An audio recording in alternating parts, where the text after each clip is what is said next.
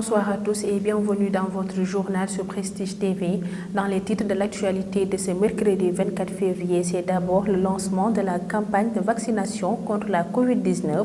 Abdoulaye Diouf Sarr, ministre de la Santé et de l'Action sociale, donne l'exemple et énumère les critères d'éligibilité pour cette première phase.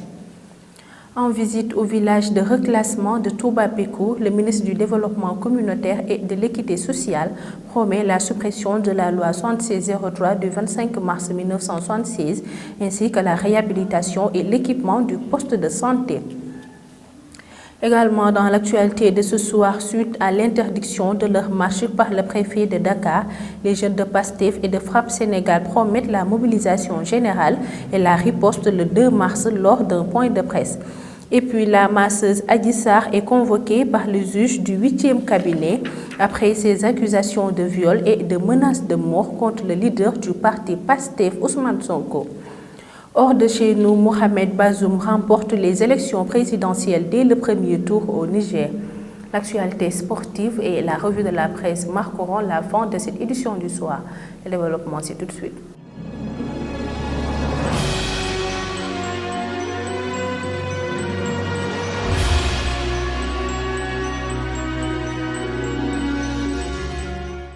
Nous démarrons avec les chiffres du coronavirus au Sénégal. 211 cas positifs ont été enregistrés, 8 pertes en vies humaines et 199 guéris. Plus de précisions avec le docteur El Hadji Mamadou Ndiaye, le directeur de la prévention. Le ministère de la Santé et de l'Action sociale a reçu les résultats des examens virologiques ci-après. Sur 2040 tests réalisés, 211 sont revenus positifs, soit un taux de positivité de 10,34%. Les cas positifs sont répartis comme suit. Nous avons eu 75 cas contacts suivis par nos services. Aucun cas importé n'a été enregistré au niveau de nos différentes portes d'entrée, aériennes, maritimes et terrestres. Et 136 cas issus de la transmission communautaire ont été notifiés et répartis comme suit. Dans la région de Dakar, nous en avons 73. Dans les autres régions, nous avons eu 61 cas, dont 14 à Thiès, 5 à Mbour et à Richard Toll, 3 à Kaolack, Kédougou, Saly, Saint-Louis, Sokone, 2 à Fatick, Koki, Louga, Passy, Pout, Sakal et Tambacounda. 199 patients suivis ont été contrôlés négatifs et déclarés guéris. 53 cas graves sont pris en charge dans les services de réanimation. 8 décès ont été enregistrés ce mardi 23 février 2021. L'état de santé des autres patients hospitalisés est jugé stable. Covid-19, justement, le ministre de la Santé et de l'Action sociale a procédé hier au lancement de la campagne de vaccination après l'obtention de 200 000 doses de la Chine. Il a été le premier à être vacciné et a demandé aux populations d'en faire autant. Il a par ailleurs énuméré les critères pour être vacciné dans cette première phase. Abdoulaye Diouf Sarr, que nous écoutons. Ce jour est un jour historique qui doit être inscrit en lettres d'or sur du marbre dans l'histoire du Sénégal. Le Sénégal aujourd'hui fait partie des 7 pays parmi les 54 pays du continent africain à avoir démarré la vaccination contre la Covid-19. C'est le lieu ici et maintenant de remercier son Excellence le Président Macky Sall qui, avec une vision formidable, a permis à notre pays, à la face du monde, d'être tout à fait fiers. Nous pouvions, comme beaucoup de pays, attendre l'initiative COVAX pour recevoir notre quote-part et démarrer notre vaccination. Sa vision et son ambition pour notre pays lui a dicté cette clairvoyance. Il faut démarrer maintenant avec les ressources nationales dans le cadre d'une initiative propre, ce qui nous a permis d'acquérir 200 000 doses de Sinopharm. Aujourd'hui, nous démarrons la vaccination au Sénégal. Vous avez vu avec nous le panel important de sommités, de leaders d'opinion et de personnes qui sont dans le cadre des critères que nous avons établis, éligibles, à savoir des personnels de santé de première ligne, à savoir des personnes vivant avec des comorbidités, mais aussi des personnes ayant plus de 60 ans. Voilà les critères qui nous ont permis de déterminer la cible prioritaire. Parlons tout à fait d'autre chose. Dans le cadre du processus d'allocation de la loi 7603 du 25 mars 1976 relatif au village de reclassement, le ministre du Développement communautaire et de l'équité sociale a effectué une visite au village de Toubapéko. Ceci entre dans le cadre de la lutte contre la stigmatisation et favorise l'inclusion sociale. Il a en outre promis la réhabilitation et l'équipement du poste de santé du dit village. Je vous propose de suivre Sambo Djobenka au micro de Adiba. Comme vous le savez, lors du Conseil des ministres du 3 février 2021 passé, le président de la République a instruit le gouvernement de prendre des dispositions idoines pour la mise en place d'un cadre pour enclencher le processus d'abrogation de la loi 7603 du 25 mars 1976. Cette loi relative au village de reclassement social dans une perspective de suppression définitive de ce statut spécial. Ceci dans le cadre surtout de mettre en exergue cette politique d'inclusion sociale. Nous tous, nous savons de par le passé, ces gens de village sont confrontés à des problèmes de stigmatisation à tout point de vue. Et le président souhaiterait, dans la mesure du possible, que tout Sénégalais, quel que soit le lieu où il se trouve, quelle que soit la zone où il se trouve, qu'on puisse quand même, dans la mesure du possible, lui mettre dans de bonnes conditions de travail, mais aussi dans de bonnes conditions d'exercer ses activités socio-économiques. Donc c'est dans ce cadre qu'on est venu ici. Et nous avons quand même eu la chance de faire quand même un peu de tour, de visiter et de regarder les quelques infrastructures socio-économiques de base. Et dans ce sens, nous avons rencontré les populations qui nous ont fait part de leurs préoccupations, surtout concernant leur poste de santé. À ce niveau, je voudrais tout de suite leur dire, à travers le programme d'urgence développement communautaire, très prochainement, un poste de santé équipé à tout point de vue sera érigé au niveau de cette zone.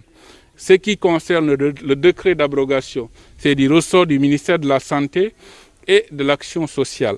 Maintenant, en termes de mesures d'accompagnement, ça nous incombe en tant que ministère en charge de l'équité sociale et territoriale. Et par rapport à ça, on fera de notre mieux pour que de pareilles doléances puissent être résolues. Toujours au cœur de l'actualité, l'affaire Ousmane Sonko Adji Sarr, les jeunes de PASTEF et de Frappe Sénégal ont tenu un point de presse pendant lequel ils ont fustigé l'interdiction de leur marche.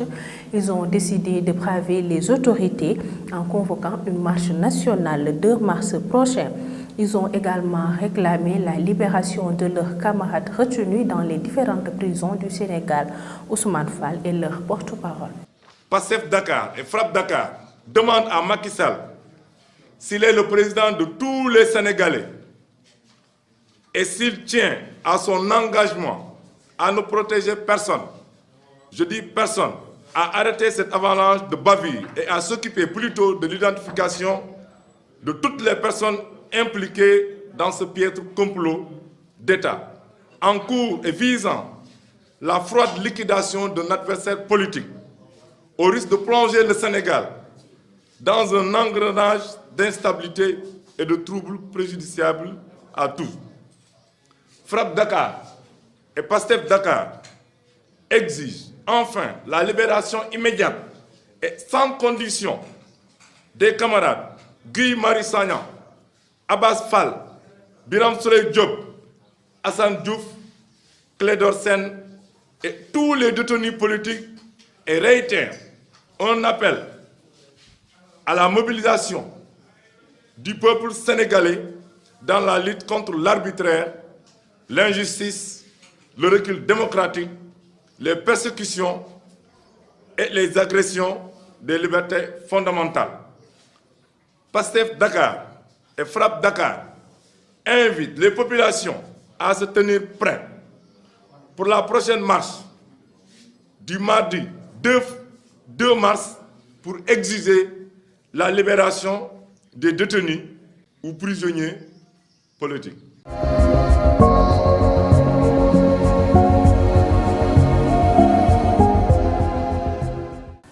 L'actualité nationale de ce jour est dominée par la convocation de Adji Sarr par le juge du 8e cabinet après ses accusations de viol et de menaces de mort contre le leader du parti PASTEF, Ousmane Sonko. Compte rendu Fatou Fall. Démarrons les actualités nationales avec la masseuse Adji Sarr qui accuse Ousmane Sonko de viol répété et menaces de mort sera auditionnée par le juge du 8e cabinet. Par contre, la conférence des présidents de l'Assemblée nationale se réunit pour conduire le député Ousmane Sonko à l'échafaud. Et par presse interposée, si le président de la République dit sans lever les mains étant trop occupé de faire autre chose, l'accusé estime que le complot est bien réel. Le parti PASTEF d'Ousmane Sonko et les camarades de Guy Marius Sagna, membres de Frappe, initiateurs d'une marche pacifique en vue d'exiger la libération du coordinateur de PASTEF Dakar, Abbas Fall, de Fatima Meng et 19 camarades arrêtés à Dakar et 8 à Bignona n'ont pas obtenu gain de cause. Leur manifestation prévue ce mercredi 24 février de 15h à 19h devait partir de la place de l'Obélix en passant par le boulevard du Centenaire et le rond-point RTS. Elle a été tout bonnement interdite par l'autorité administrative. Terminons avec un violent incendie qui s'est déclaré hier lundi 22 février vers 13h au village de Thiel-Serer, distant de 7 km de la commune de Thiel dans le département de Linguère. Aucune perte en vie humaine n'a été enregistrée, mais les dégâts matériels sont énormes. 5 cases, des vêtements, des vivres, des lits, des semences et 5 moutons ont été réduits en cendres. Selon le chef du village de Thiel-Serer, Cheikh Ning révèle qu'une femme qui préparait le déjeuner dans une cuisine en paille a causé l'incendie. D'après lui, les villageois ont réussi à maîtriser le feu avant l'arrivée des agents des eaux et forêts de Thiel.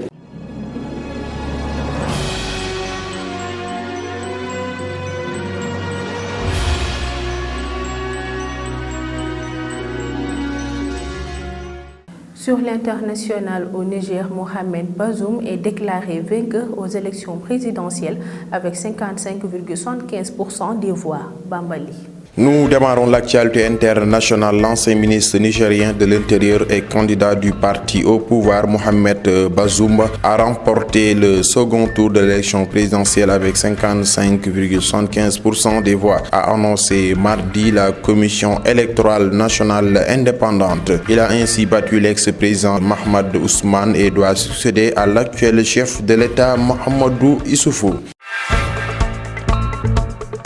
Au lendemain de l'attaque qui a coûté la vie à l'ambassadeur italien en République démocratique du Congo, les rebelles Hutus rwandais ont nié mardi 23 février leur implication dans l'incident de lundi et ont pointé du doigt les armées congolaises et rwandaises. Le président de la RD Congo, Félix, avait accusé ces groupes armés présents dans la région instable du Nord Kivu.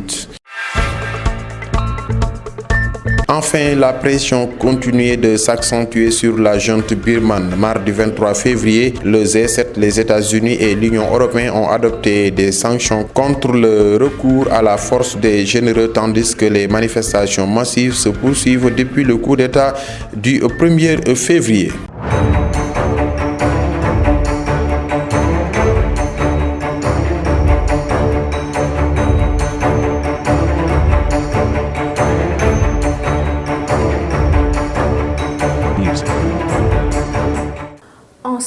Teungueth Football Club en échec par le Zamalek en Ligue des champions africaine au stade Lat Dior. La page des sports est signée Saturne John. Démarrons l'actualité sportive par la Ligue des champions africaine avec la rencontre qui s'est jouée mardi au stade Lat Dior de Thiès. Le Teungueth FC n'a pas réussi à s'imposer face au Jamalek en match comptant pour la deuxième journée de la Ligue des champions africaine. Avec ce nul, les Rufisquois enregistrent leur premier point dans cette compétition qu'ils découvrent pour la première fois de son histoire. Et pour rappel, lors de la troisième journée, le club rufisquois recevra le MC Alger. Quant au Jamalek d'Égypte, il enchaîne un second nul et défiera l'Espérance de Tunis pour le choc de la troisième journée dans le groupe D. Ligue des champions, toujours le Haroya AC de la Guinée en déplacement est allé arracher le point du match nul en Afrique du Sud face au Kaiser Chiefs, 0 but partout. Autre résultat en Ligue des champions, match joué mardi, Al Merah du Soudan a perdu 4 buts à 1 devant l'AS Vita Club de la RDC. Dans le groupe C, l'équipe angolaise du Petro a perdu 1 but à 0 devant le Wydad de Casablanca. L'équipe des Simba de la Tanzanie perd son duel avec Al Ahly d'Égypte sur la marque d'1 but à 0 pour le compte du groupe A. Terminons par la CAN U20 qui se joue chez les Mourabitoun.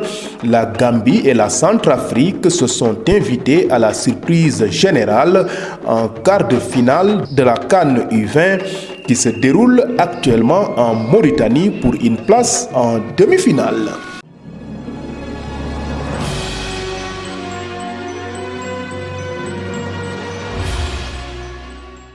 Dernier élément de cette édition, la revue de la presse avec Rokhaya Mbeng. Nous ouvrons la revue des quotidiens parus ce matin avec le résumé des propos du président Macky Sall qui assène ses vérités sur la vaccination à Covid-19, le G5 Sahel, le terrorisme, la relance de l'économie. Il s'est également prononcé sur l'affaire Sonko Adji Sarr. Le tout est à retrouver aux pages 4 et 5 du Soleil. L'Observateur accorde une interview exclusive au leader Malick Gakou. À la page 4 de l'Observateur, le leader du grand parti explique pourquoi il soutient Sonko. Je le cite, « Je ne vois rien qui puisse entacher son image, sa crédibilité ». L'Obs revient également à sa page 6 sur l'affaire du Tawaf manqué en mandat d'arrêt lancé contre AA, le guide suprême des Illuminés de Touba. La Tribune revient quant à elle sur l'arrestation de 3 grands soutiens du leader de Pastef. Clédor continue d'assumer, Marius totalement muet, Hassan affiche sa surprise, Biram Souley Diop et Abbas Fall sous mandat de dépôt, Patricia Ngandoul, Fatima Mbang sous contrôle judiciaire, affaire Sweet Beauty.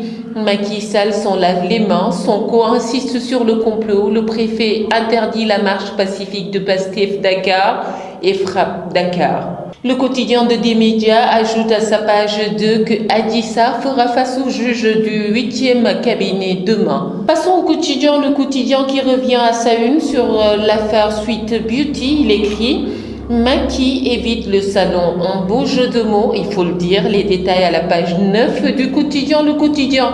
Un autre beau jeu de mots, j'aime bien, sur le traitement du sujet, sur les vaccins à Covid-19, les Échos raflent la mise sur la beauté des mots. On peut lire à sa une, Diouf Sarr plonge, Macky patiente pour expliquer que le ministre de la Santé fait partie des premiers à s'être fait vacciner et que le président Macky Sall attend son tour chez le docteur prochainement. Retrouvez les détails à la page 7 des Échos.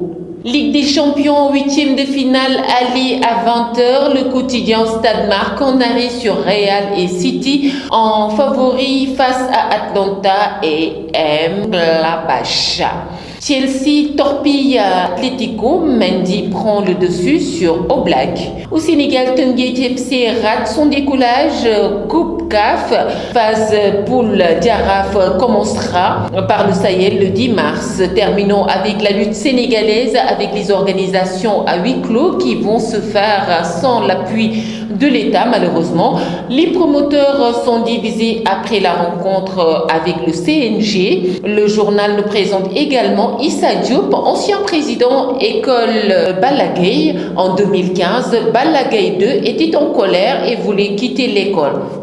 Il a quitté l'école. Voilà, bonne lecture.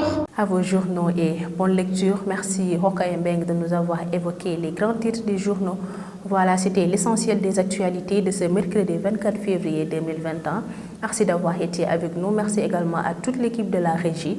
Je vous souhaite de passer d'excellents moments au programme de Prestige TV.